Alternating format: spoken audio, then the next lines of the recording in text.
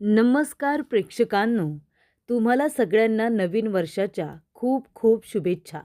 तर प्रेक्षकांनो, नशीबवान या मालिकेच्या आजच्या भागामध्ये इथे नागेश्वरने पाठवलेले गुंडे मोनूला आणि गिरिजाला मारण्याचा प्रयत्न करत असतात.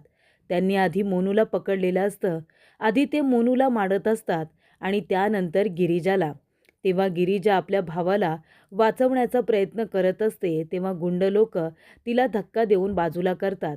देवी आईजवळ असलेली जी घंटा आहे ती इथे गिरिजाच्या डोक्याला लागते आणि ती देवी आईच्या पायाजवळ पडते. तेव्हा तिथे असलेलं कुंकू त्याचा आता इथे गिरिजाच्या कपाळावरती जणू काही मळवटच भरलेला असतो. तिच्या कपाळाला ते कुंकू लागलेलं असतं. तेव्हा गुंड लोक गिरिजाला काही ऐकत नसतात. तेव्हा गिरिजा तिथे आलेल्या मावशींना म्हणत असते की अहो, तुम्ही तरी मदत करा ना हो, माझी माझी मदत करा माझ्या भावाला वाचवण्यासाठी.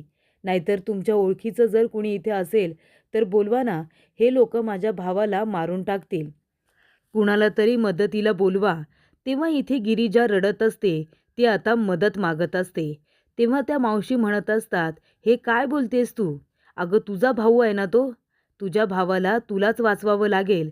त्याला वाचवण्यासाठी तुलाच लढावं लागेल.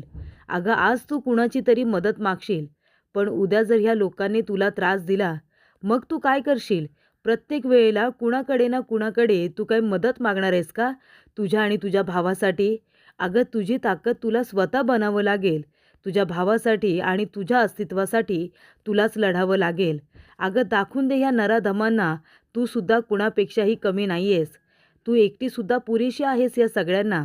तू मला सांग, ह्या पृथ्वी तलावरती दानवांनी उच्छांद मांडला होता, तेव्हा त्यांचा सर्वनाश करण्यासाठी पृथ्वी तलावरती दुर्गा देवीने जन्म घेतला होता. तिने एकटीने त्या दानवांचा खात्मा केला होता, बरोबर ना? जेव्हा इथे कंसने संपूर्ण लोकांना त्रास देण्याचा निर्णय घेतला होता, तेव्हा एकट्या श्रीकृष्णाने त्याला धडा शिकवला होता. मग तसं तुला आता एकटीला हे संकट पळवून लावायचं आहे. देवी आईचा आशीर्वाद तुझ्या पाठीशी आहे, पण तुझ्यातली आता जी ताकद आहे त्यानेच तुला तुझ्यासाठी आणि तुझ्या भावासाठी लढावं लागणार आहे. तुझ्यातली भीती या लोकांची ताकद आहे आणि तुझ्यातली शक्ती या लोकांची भीती आहे. तेव्हा तू सुद्धा त्यांना दाखवून दे. अगं, तू सुद्धा कुणापेक्षाही कमी नाहीस. त्यामुळे आता तू तुझ्यातली ताकद यांना दाखवून या सगळ्यांचा सर्वनाश करून टाक. प्रत्येक वेळेला संकट आल्यानंतर अशी लोकांकडे मदत मागणार आहेस का, की स्वतःची तलवार स्वतः काढून या लोकांशी दोन हात करणार आहेस? प्रत्येक संकटावरती तुला मात करता आली पाहिजे. जाऊन तू तुझ्या भावाचा आता जीव वाचव. इथे रडत कुढत बसण्यापेक्षा तू आता स्वतः जाऊन त्याला वाचवायचं आहेस. तेव्हा प्रेक्षकांनो, इथे आता देवी आईने तिला आशीर्वाद दिलेला असतो. तेव्हा लगेचच आता इथे गिरिजा जाते आणि सोडा माझ्या भावाला सोडा असं म्हणत असते. तेव्हा गुंड लोक तिला धक्का देऊन पुन्हा खाली पाडतात. तेव्हा इथे मावशी म्हणत असतात, काय ग, किती ग कमकुवत तू. त्या लोकांनी धक्का दिल्याबरोबरच तू खाली पडलीस. असं करून तुला जमणार नाही. तू सुद्धा शक्तिशाली आहेस. त्यामुळे आई तुळजाभवानीचा तुला आशीर्वाद आहे. तू आता न घाबरता न डगमगता इथे ताठ मानेने उभी राहूनच त्यांच्याशी दोन हात केले पाहिजेस. तेव्हा प्रेक्षकांनो, इथे आता मावशी गिरिजाचं मनोबल वाढवण्याचा प्रयत्न करत असतात. इथे आता मावशी म्हणत असतात की तू आता ह्या नराधमांना दाखवून दे. अगं, तुझ्यातली जी ताकद आहे ना, ती यांना कळू दे. पुन्हा तुझ्या वाट्याला कुणीही लागणार नाही. कुणाची हिंमत होणार नाही तुझ्याकडे वाकडी नजर करून बघण्याची. तुला असं रडत बसून जमणार नाही आहे. तुला लढायला लागणार आहे स्वतःच्या अस्तित्वासाठी. तेव्हा प्रेक्षकांनो, इथे देवी आई आता पुन्हा तिला उठण्याची ताकद देते आणि इथे मावशी म्हणत असते की चल चल, आता लगेचच लढायला सुरुवात कर. कुणालाही घाबरायची गरज नाही आहे तुला. घाबरून राहायचं नाही. इथे आता या लोकांनी उच्छांद मांडलाय ना, त्यामुळे तुलाच आता दुर्गेचं रूप घ्यावं लागणार आहे. तू सुद्धा आता यांच्याबरोबर लढवून दाखव. हारून जमणार नाही आहे तुला. तू सुद्धा यांना दाखवून दे की तूच आहेस खरी नशीबवान. तुझ्याचकडे आहे सगळं नशीब. त्यामुळे प्रेक्षकांनो, इथे आता मावशीने खूप छान पद्धतीने गिरिजामधली जी काही ताकद आहे ती बाहेर आणलेली असते. मावशीने तिला सांगितलेलं असतं, तुझ्या मनगटात खूपच जास्त बळ आहे. त्यामुळे तुझ्या मनगटात असलेलं बळ या लोकांना आज कळलंच पाहिजे. पुन्हा तुझ्याकडे कुणी दुबली म्हणून तुला बघितलं नाही पाहिजे. दुबली म्हणून तुला ज्या ज्या लोकांनी त्रास दिलाय ना, त्यांना आता धडा शिकवायची वेळ आली. त्यामुळे आता लगेचच इथे पदर खोचून तयार राहा त्या लोकांचा सर्वनाश करण्यासाठी. तेव्हा प्रेक्षकांनो, गिरिजा आता वरती लावलेली जी घंटा असते ती खेचून काढते आणि म्हणत असते की नागेश्वर घोरपडे, सोडणार नाहीये मी तुला. तू माझ्या वडिलांचा खून केलास आणि आता माझ्या आणि माझ्या भावाच्या जीवावरती उठलायस तू. सोडणार नाही मी तुला. तुझ्या या माणसांना तर धडा शिकवेनच, पण त्याचबरोबर तुलासुद्धा धडा शिकवेन. आता मी हारणार नाहीये. आणि तेव्हा प्रेक्षकांनो, ती घंटा आता हातामध्ये घेऊन जोरजोरात ती प्रत्येकाच्या डोक्यामध्ये मारते. हवं तेवढं त्यांना मारते. सगळे गुंडांना ती पळवून लावते आणि म्हणते, थांबा ना आता, आता कुठे पळून जाताय? अजून मार खाऊन जा. तेव्हा इथे गिरिजा म्हणत असते की नागेश्वर घोरपडे, माझ्या बाबांना मारलंस ना तू, आणि आता माझ्या भावाच्या सुद्धा जीवावरती उठलायस, मला मारण्याचा प्रयत्न करतोयस. पण ही गिरिजा हार मानणार नाहीये.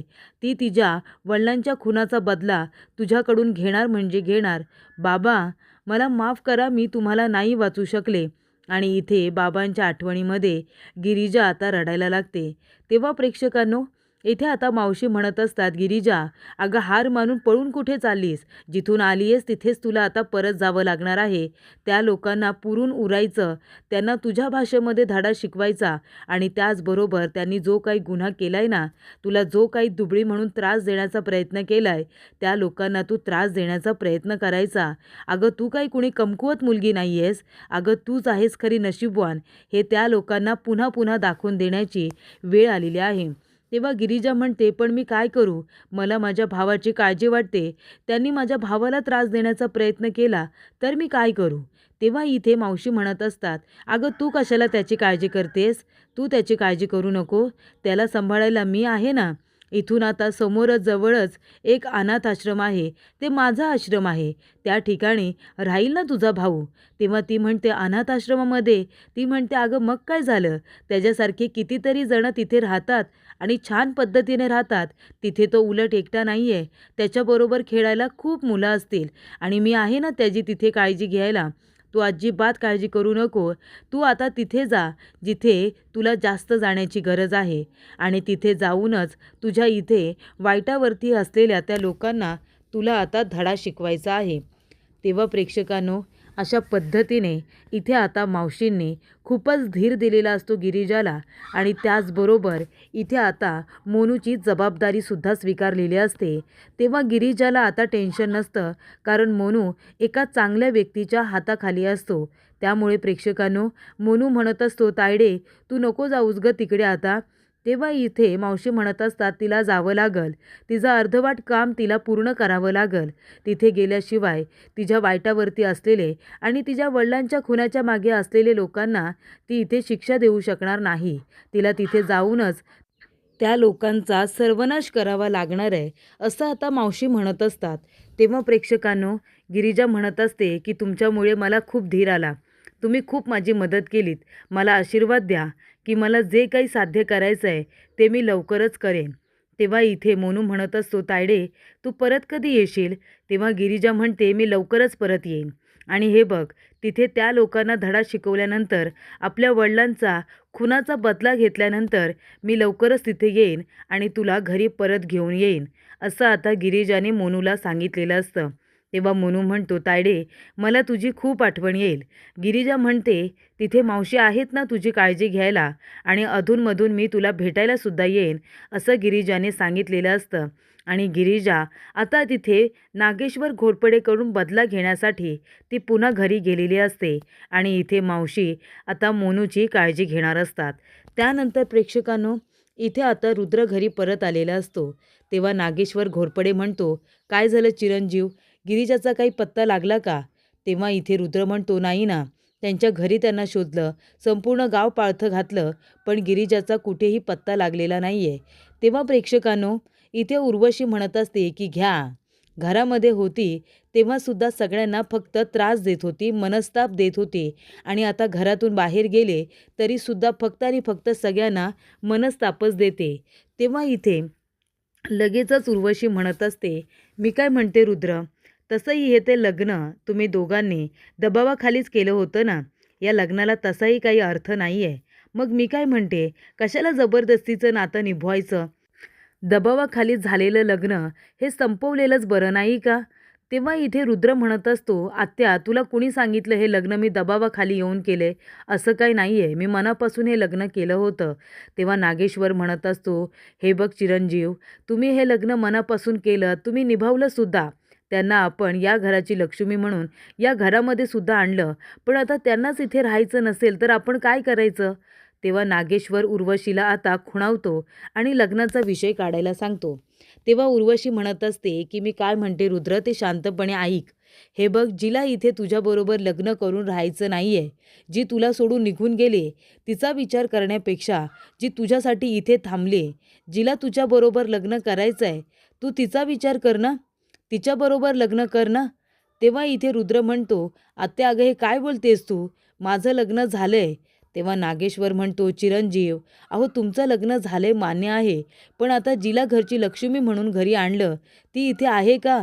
घरची लक्ष्मी तुम्हाला सोडून निघून गेली, मग आता तिचा विचार कशाला करायचा?" तेव्हा गिरिजा परत आलेली असते. ती म्हणते, "आबासाहेब, घरची लक्ष्मी घरामध्ये परत आलेली आहे. ती कुठेही गेलेली नाही." तेव्हा प्रेक्षकांनो, नागेश्वरला खूप मोठा धक्का बसतो गिरिजाला जिवंत बघून आणि तो आश्चर्याने तिच्याकडे बघत असतो. तेव्हा इथे वासंतीला आनंद होतो आणि रुद्रला सुद्धा. पण इथे बाकीचे सगळे तिच्याकडे आश्चर्यानेच बघत असतात. तेव्हा इथे गिरिजा म्हणत असते की "मी कुठेही गेले नव्हते आणि जरी कुठे गेले तरीसुद्धा मी माझ्या हक्काच्या घरी परतच येणार आहे ना, कारण मी घोरपडे घराण्याची सून आहे आणि आता जे माझं आहे तिथे मला यावंच लागेल. हीच आपल्या घरची परंपरा आहे. हो ना आईसाहेब?" तेव्हा वासंती म्हणते, "हो, अगदी बरोबर." तेव्हा इथे नागेश्वर म्हणत असतो, "सुनबाई, अहो बरं झालं तुम्ही आलात. आम्ही तुम्हाला कुठे कुठे शोधलं." तेव्हा रुद्र म्हणतो, "गिरिजा, कुठे गेला होता तुम्ही न सांगता? तुम्हाला माहिती आहे, मी तुमच्या घरीसुद्धा गेलो होतो. संपूर्ण गाव मी पाळतं घातलं तुम्हाला शोधायला, पण तरीसुद्धा तुम्ही मला सापडला नाहीत. अशा न सांगता कुठे गेला होतात?" तेव्हा गिरिजा म्हणते, "रुद्र, काळजी करू नका. अहो मी एकदम ठीक आहे आणि हे बघा, सुखरूप घरी परतसुद्धा आले." तेव्हा इथे रुद्र म्हणत असतो, "आणि मोनू कुठे आहे?" तेव्हा गिरिजा म्हणते, "मोनूची काळजी करू नका तुम्ही. मोनूला मी एका लांबच्या मावशीकडे सोडून आलेली आहे." तेव्हा इथे रुद्र म्हणत असतो, "का पण? तुम्ही त्याला लांबच्या मावशीकडे का सोडलंत?" नागेश्वर म्हणतो, "नाहीतर काय, एवढं मोठं घर आहे आपलं, कुठेतरी खेळला असता ना, राहिला असता छान. एवढं सगळं करायची काय गरज होती?" तेव्हा इथे गिरिजा म्हणत असते, "नाही, इथे राहिला असता तर माझ्या जीवाला घोर लागला असता ना." तेव्हा रुद्र म्हणतो, "का? इथे राहिला असता तर तुमच्या जीवाला घोर का लागला असता? आपल्या घरामध्ये कसली भीती?" तेव्हा गिरिजा म्हणते, "नाही नाही, आपण सगळेजण आपापल्या कामामध्ये असतो. त्याच्यामध्ये तो किती मस्ती करतो, किती खेळत असतो तुम्हाला माहिती आहे ना. मागच्या वेळेला तो विहिरीत पडला होता, एका खेळण्याच्या मागे धावला होता. त्यामुळे मला तिथून मोनूची खूपच जास्त काळजी वाटत होती, म्हणून मी त्याला मावशीकडे सोडून आले."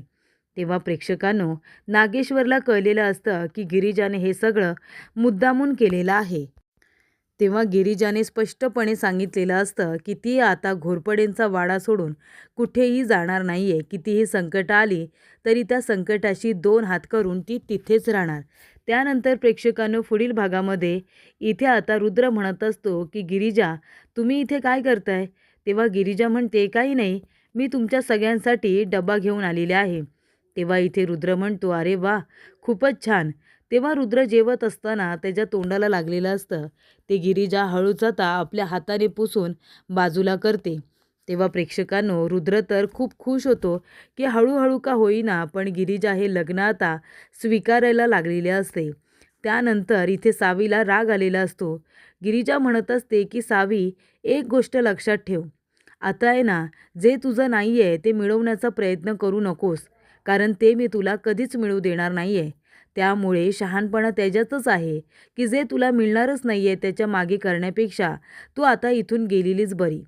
त्यानंतर प्रेक्षकांनो, इथे आता गिरिजा प्रभास काकांजवळ बसलेली असते, त्यांची विचारपूस करत असते. तेवढ्यातच नागेश्वर तिथे येतो आणि म्हणत असतो की 6 महिने, फक्त 6 महिने, त्याच्यानंतर मी तुम्हाला असं मुंगीसारखं चिरडणार आणि असं पकडून फेकून देणार. तेव्हा गिरिजा म्हणते, "मग मी तर म्हणते आता तुम्ही दिवस मोजायला घ्याच, कारण 6 महिन्यांमध्ये तुमचा हा जो खोटा मुखवटा आहे ना, तो सुद्धा मी काढून लवकरच फेकून देणार आहे आणि रुद्रच नाही तर सगळ्यांच्या समोर तुमचा हा खरा आणि वाईट चेहरा आणणार आहे, असं गिरिजा म्हणत असते.